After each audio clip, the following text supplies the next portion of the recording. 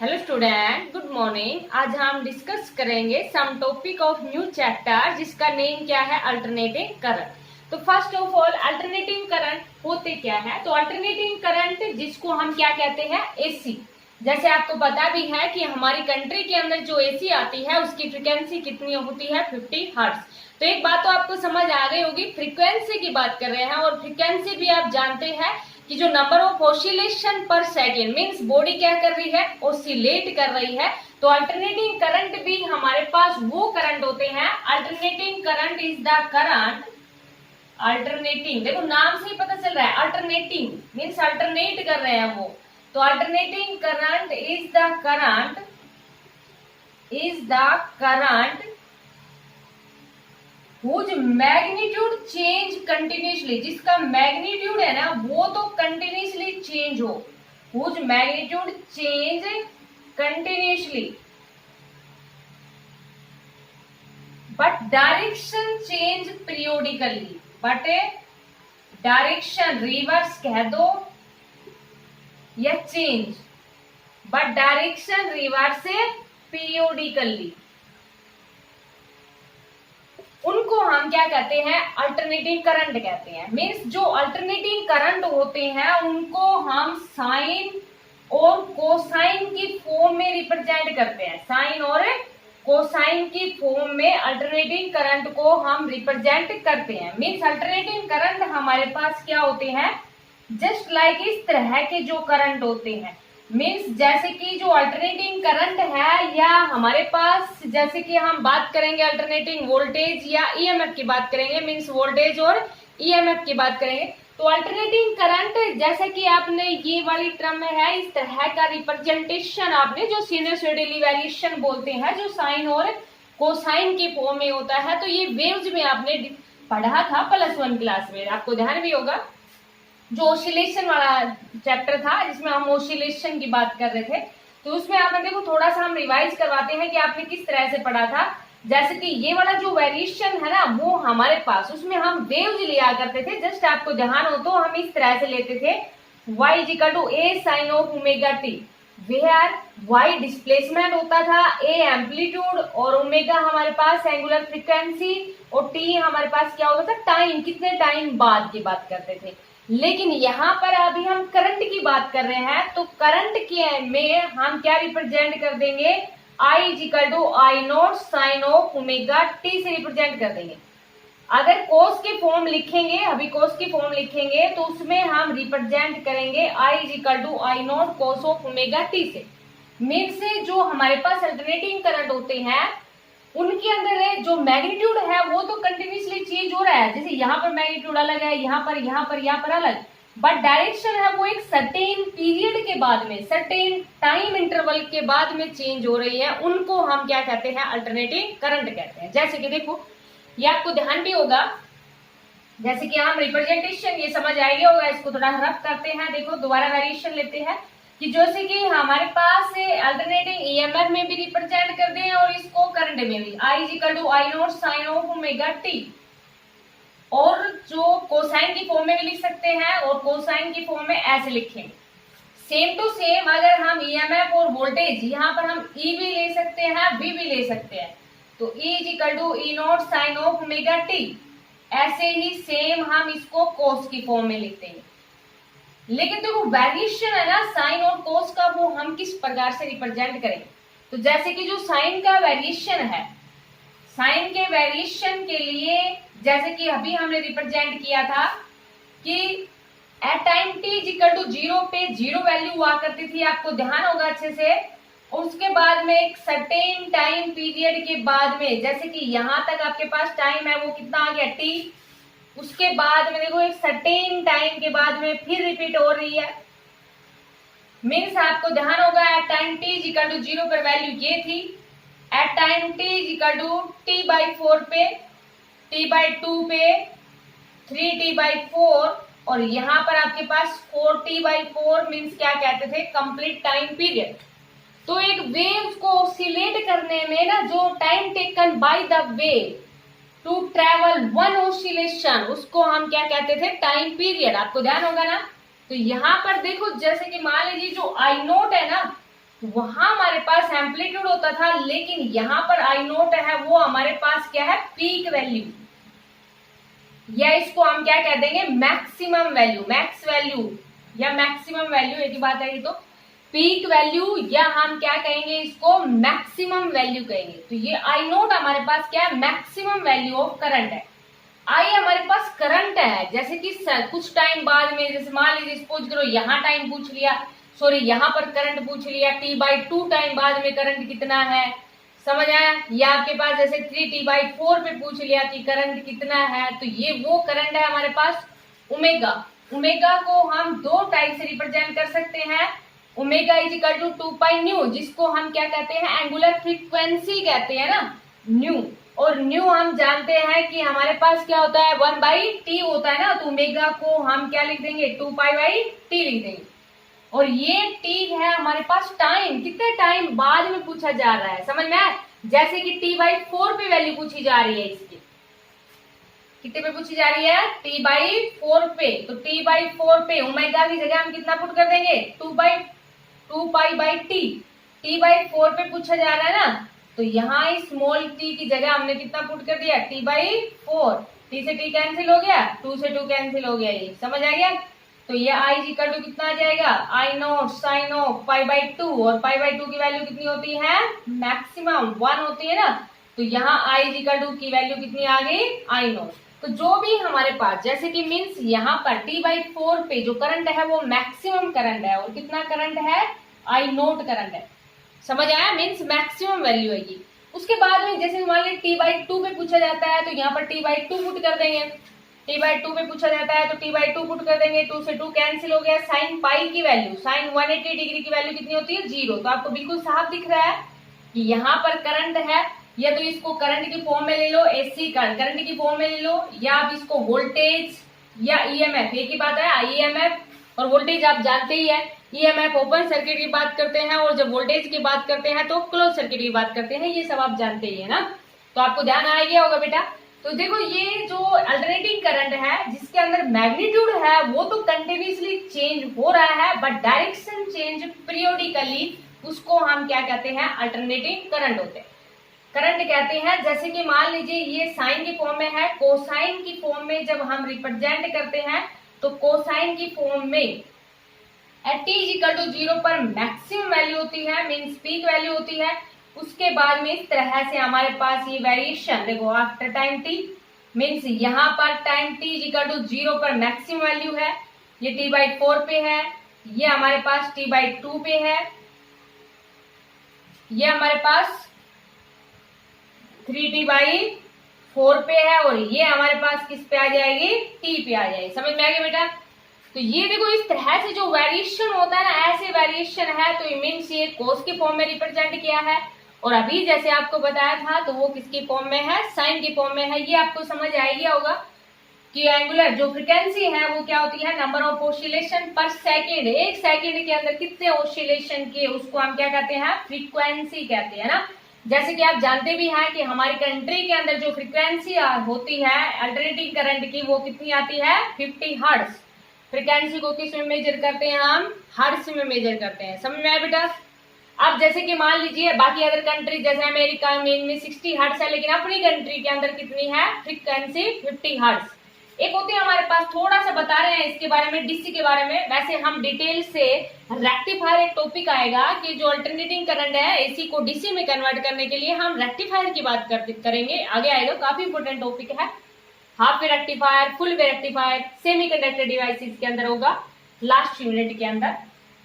तो जो डीसी होता है ना, उसकी जो फ्रिक्वेंसी होती है वो 0 होती है, मीन्स जो डीसी है उसको हम इस प्रकार से रिप्रेजेंट करते हैं, जो एक ही डायरेक्शन में होते हैं। देखो ऐसे भी रिप्रेजेंट कर लो, या ऐसे भी रिप्रेजेंट कर लो, या DC with fluctuating AC, means DC with AC, इस तरह से रिप्रेजेंट करते हैं। मीन्स उसमें जो डायरेक्शन है ना वो चेंज नहीं करती, मीन्स ऑसिलेट नहीं कर रही, नेगेटिव पे वैल्यू है नहीं, इसलिए फ्रीक्वेंसी कितनी है, 0 है। डीसी के लिए फ्रीक्वेंसी 0 और एसी के लिए फ्रीक्वेंसी कितनी है, 50 हर्ट्ज।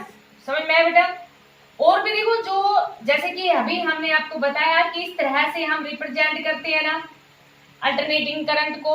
अल्टरनेटिंग करंट को हम स्क्वायर की फॉर्म में भी रिप्रेजेंट कर सकते हैं। ये जरूरी नहीं है कि हम ऐसे रिप्रेजेंट करें, उसको हम ऐसे स्क्वायर की फॉर्म में भी रिप्रेजेंट कर सकते हैं। बाय द वे 1 मार्क्स में क्वेश्चन आ जाए तो समझ में बेटा। तो अल्टरनेटिंग करंट है उसकी कई फॉर्म हो सकती हैं, ये स्क्वायर की फॉर्म में है। ऐसे ही जो अल्टरनेटिंग करंट है उनको हम एक ट्रायंगुलर की फॉर्म में भी रिप्रेजेंट कर सकते हैं इस तरह से, ऐसे। ये हमारे पास कौन सी है, ट्रायंगुलर शेप है। ये कौन सी शेप है, स्क्वायर शेप है। तो अल्टरनेटिंग करंट है ना, जैसे कि मान लीजिए यहाँ पर ईएमएफ ले लो या वोल्टेज या करंट ले लो, आपकी इच्छा है जैसे लेना चाहो। और ये कौन सी फॉर्म है हमारे पास है, ट्रायंगुलर शेप है। और ये कौन सी शेप है, स्क्वायर शेप। और जैसे अभी हमने रिप्रेजेंट की थी वो हमारे पास जनरली उससे हम रिप्रेजेंट करते हैं, लेकिन इनसे भी हम रिप्रेजेंट कर सकते हैं। ध्यान रखना 1 मार्क्स में अगर क्वेश्चन बन जाए तो आपके पास। समझ में आया बेटा। अब देखो जैसे कि मान लीजिए ये हमारे पास क्या था, अल्टरनेटिंग करंट की बात कर रहे हैं, जहां पर ये आई एम से भी रिप्रेजेंट कर सकते हैं इसको, पीक वैल्यू को, या आई नोट से भी रिप्रेजेंट कर सकते हो, मैक्सिमम वैल्यू ऑफ करंट।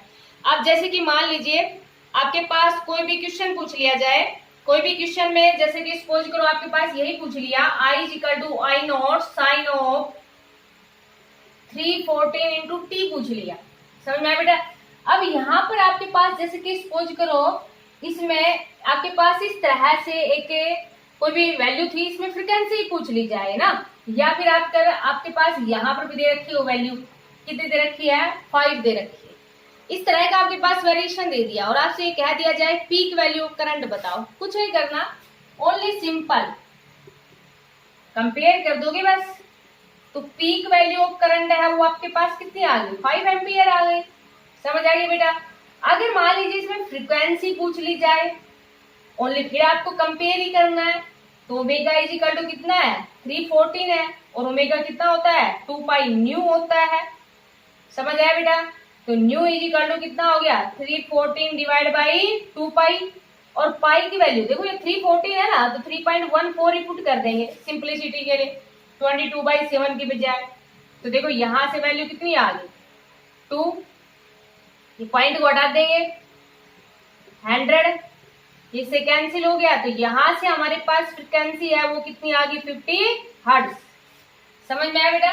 तो इस तरह से अगर मान लीजिए 1 मार्क्स में कोई क्वेश्चन बन जाए, क्योंकि ये जो चैप्टर है आपके पास अल्टरनेटिंग करंट, ये काफी ज्यादा इंपॉर्टेंट है, न्यूमेरिकल भी इसके इतने ही ज्यादा इंपॉर्टेंट है और इतने ही आर्टिकल है, और बहुत ही सिंपल सा चैप्टर है ये अल्टरनेटिंग करंट। तो देखो बेटा अगर मान लीजिए आपके पास इस तरह से कोई वेरिएशन दे दिया और उसमें आपसे पीक वैल्यू ऑफ करंट पूछ ली या फ्रीक्वेंसी पूछ ली, तो बहुत ही सिंपल सा है। अब देखो बेटा आपके पास क्या है कि अगर मान लीजिए हम बात करते हैं इनकी, जैसे कि आपके पास मीन वैल्यू या average value of alternating current, इसमें आपके पास जो टॉपिक है ना ट्रांजिस्ट करंट, तो ये वाले टॉपिक नहीं है, ओनली अल्टरनेटिंग करंट के जो बेसिस टॉपिक है वही है हमारे पास सिलेबस में काफी सालों से। ये नहीं है कि आपके पास डिलीट किए हैं, काफी सालों से यही है। तो जैसे कि आपके पास टॉपिक क्या है, मीन वैल्यू और average value of alternating current, mean value और average value of alternating current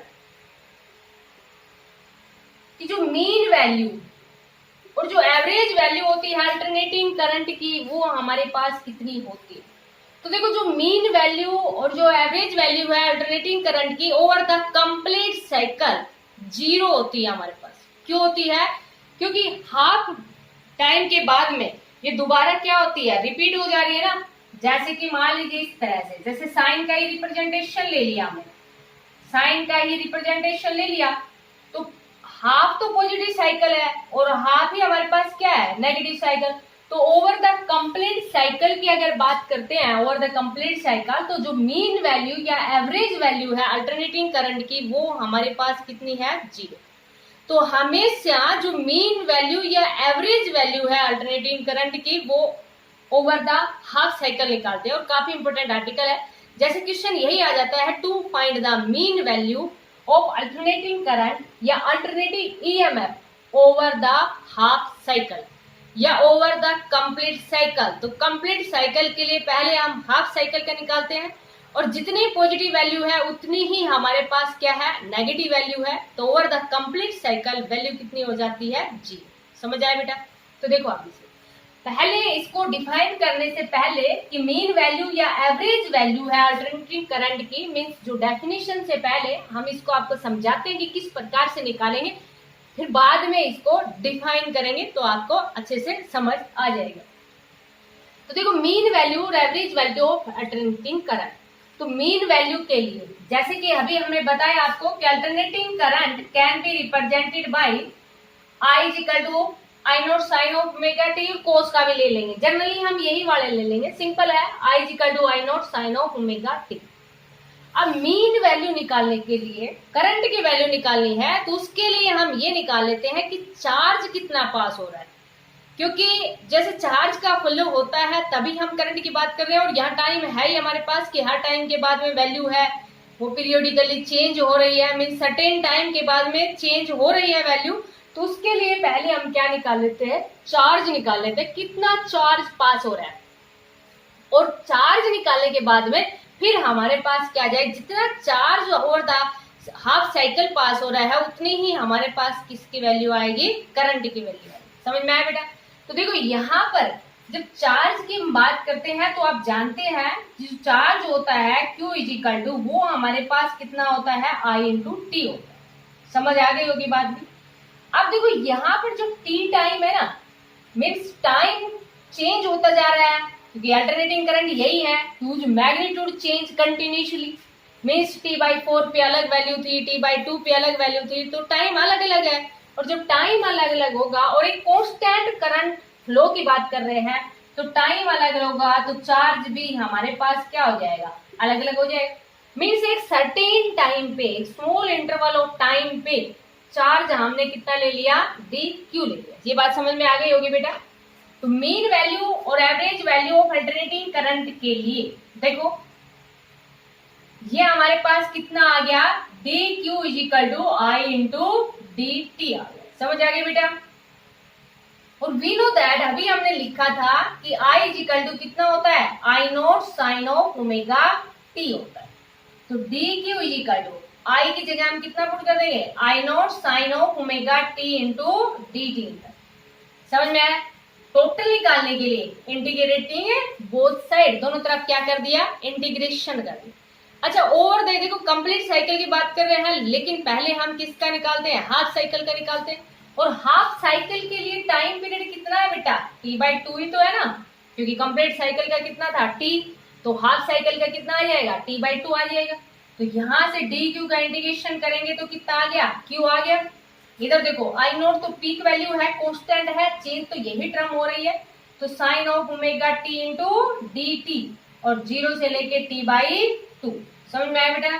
तो q is equal to I nought, ये जो sine cos of sine omega t है, इसका integration minus cos of omega T होता है।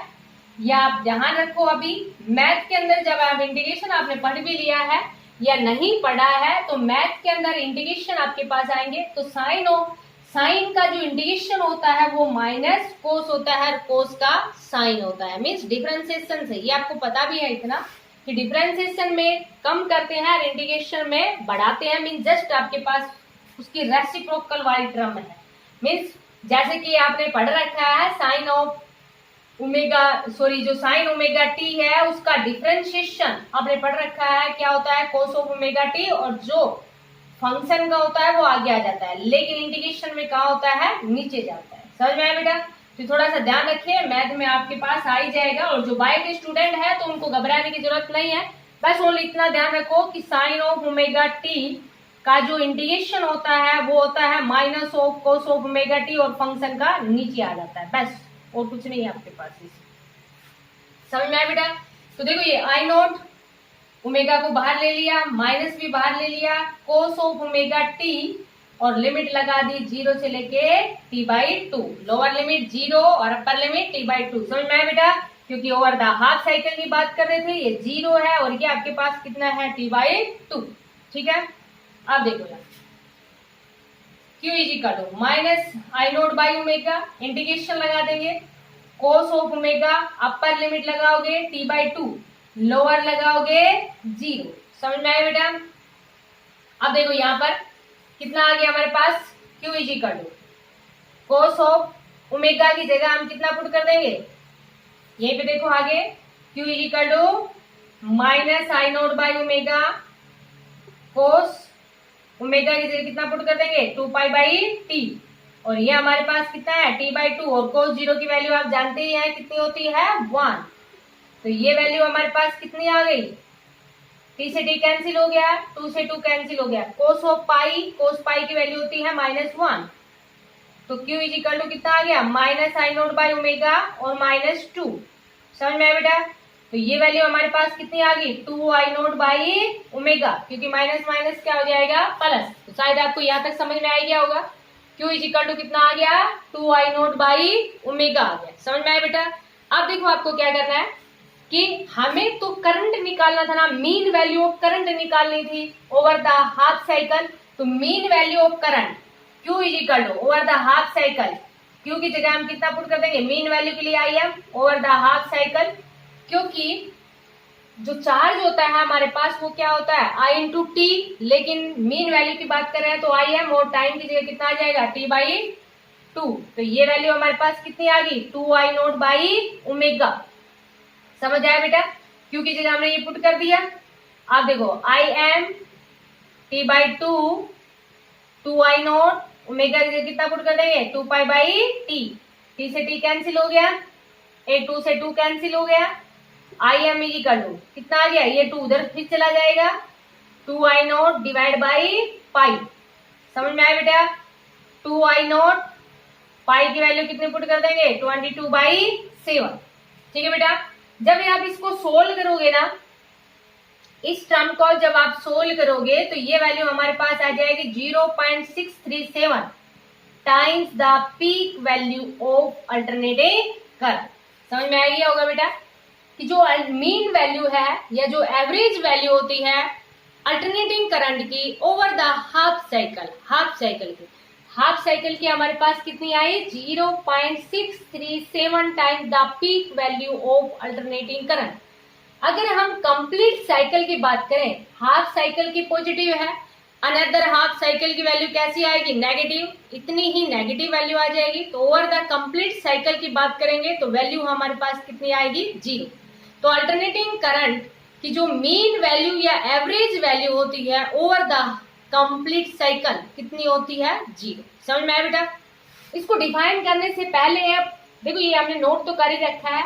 अगर आपके पास क्वेश्चन ये आ जाता है कि to find the mean value और average value of alternating EMF, तो देखो बेटा कुछ नहीं करना आपको, बस ओनली अल्टरनेटिंग ईएमएफ की बात कर लेते हैं। ये तो हमने क्या निकाला था करंट, अब हमारे पास बात किसकी करते हैं ईएमएफ की। तो देखो क्या करना है बस ओनली, आप ये तो जानते ही है V इक्वल टू कितना होता है IR होता है ना, तो V की जगह हमारे पास कितना है IR, सॉरी V की जगह हमने कितना ले लिया E, तो E इक्वल टू IR हो गया ना। लेकिन हमारे पास जो करंट है ना, थोड़ा सा समझ लेना बेटा, कंफ्यूज मत होना, शायद ये आपको समझ आ गया होगा। और अगर मान लीजिए जब भी टॉपिक आपको थोड़ा सा ऐसा लगता है कि समझ नहीं आ रहा, तो 2 बार देख लिया करो बेटा, क्योंकि हम अगर बार बार में रिपीट करेंगे तो आप जितनी बार वीडियो को देखोगे तो आपका रिपीट ही हो जाता है वो।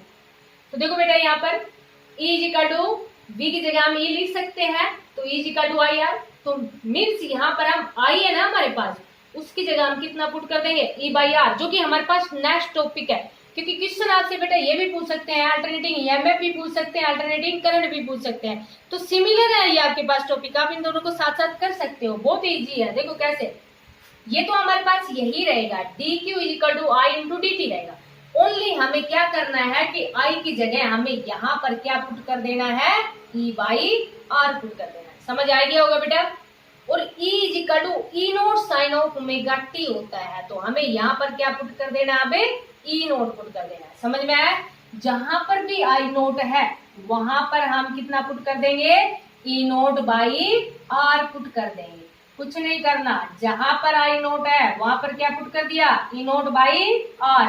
आपको बेटा अलग से करना है ये नोटबुक में प्रैक्टिस, क्योंकि हमारे पास तो यहाँ पर लिख रखा है ना, इसलिए हम इसमें चेंज कर रहे हैं ताकि हमारे पास टाइम की भी बचत हो जाए। समझ आया बेटा? तो ये देखो हम क्या लिखेंगे, ई नोट बाई आर। क्या समझा आपने? ओनली आई की जगह ई बाई आर, आई नोट है तो ई नोट बाई आर, बाकी बेटा बिल्कुल सेम। यहां पर देखो, इसके बाद में हमने यहां किया था ना, तो यहां पर क्या लिख दोगे, E naught by R omega. समझ आया बेटा? बिल्कुल as it is, E naught by R omega. यहां पर भी क्या लिखोगे, E naught by R omega. ठीक है बेटा? यहां पर भी क्या लिखोगे, E naught by R, I naught की जगह E naught by R put कर दिया। उसके बाद में देखो हमने यहां लिखा था, तो यहां E M by R, E M by R. ठीक है बेटा? टी बाई टू इजी कर दो, two I nought by omega, omega कितना पुट कर दिया, टू पाई बाई टी, ये ई नोट और डिवाइड बाई आर। समझ आया? अगली लाइन में देखो क्या करना है, इसकी जगह ई, इसकी जगह भी ई, और ये आई नोट था ना, इसकी जगह आप क्या पुट कर दोगे, ई नोट पुट कर दोगे, बस ओनली ये पुट किया। और यहाँ पर ई एम, और यहाँ पर हमारे पास क्या आ गया, ई नोट आ जाए, बस यही बचेगा ना। बाकी देखो बेटा, यहाँ आर से आर भी कैंसिल हो जाएगा, एक ही तो आर था, बाकी सारा जहां ई था वहां पर हमने सॉरी आई की जगह ई पुट कर दिया, आई एम की जगह ई एम पुट कर दिया, और ई आई नोट की जगह ई नोट पुट कर दिया। तो समझ में आ गया होगा बेटा आपको ये। तो अल्टरनेटिंग ईएमएफ और जो alternating current over the half cycle कितना होता है, 0.637 times the peak value of alternating EMF. Current है तो अल्टरनेटिंग करंट, तो आप ये दोनों साइमल्टेनियसली कर लेना बेटा, क्योंकि दोनों सेम है। लेकिन आपके पास ओनली वन ही आर्टिकल आता है, या तो करंट का पूछते हैं या ईएमएफ का पूछते हैं। तो ईएमएफ का पूछते हैं तो आपको बस ओनली लेके यही चलना है, चार्ज लेके चलना है।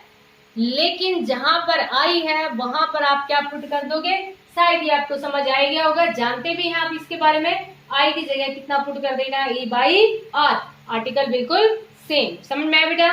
डेफिनेशन भी सेम है बिल्कुल, कि अल्टरनेटिंग करंट है ओवर द हाफ साइकिल है ना, उसको निकालने के लिए हम ये निकालते हैं कितना चार्ज पास हो रहा है। जब अल्टरनेटिंग करंट की डेफिनेशन है तो एसी का यूज कर लेते हैं, और जब अल्टरनेटिंग ईएमएफ की डेफिनेशन होती है तो अल्टरनेट ईएमएफ का यूज कर लेते हैं। तो देखो अब इसको हम डिफाइन कैसे करेंगे, समझ में आ गया होगा बेटा आर्टिकल। तो आपको ये देखो, आप डिफाइन करने के लिए क्या देखा हमने कि अल्टरनेटिंग करंट है उसके लिए हमने क्या निकाला है, चार्ज निकाला है ना। तो alternating current over the half cycle, alternating current over the half cycle, क्योंकि ये बात तो समझ में आई होगी कि कंप्लीट साइकिल का कितना रहेगा, 0।